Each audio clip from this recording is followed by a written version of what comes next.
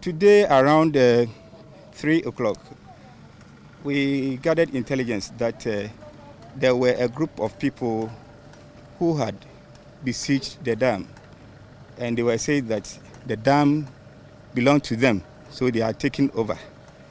We didn't know the kind of people who were there, so immediately police, we proceed to the place. We met about 6 of them initially.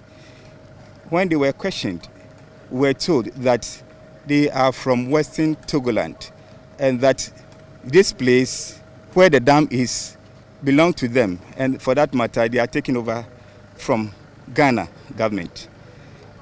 In fact, looking at them, we saw that they were very aggressive and they are likely to be armed. So police were able to talk to them, speak to them, and then drove them out of the dam. As we were going to the other side of the dam, we met another group of them, more than 20. So 20 plus 6 is about 26 to 30. We saw that they had blocked the way at the other side from the Volta region, that is from Japan.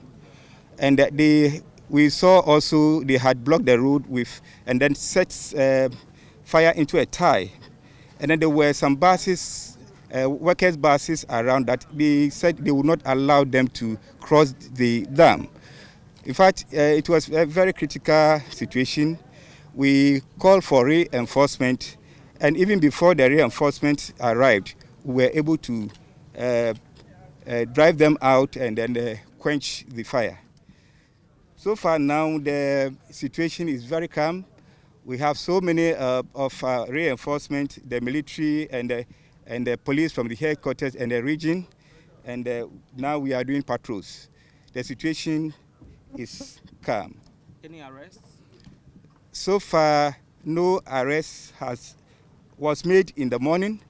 We just saw somebody with a motorbike and then carrying the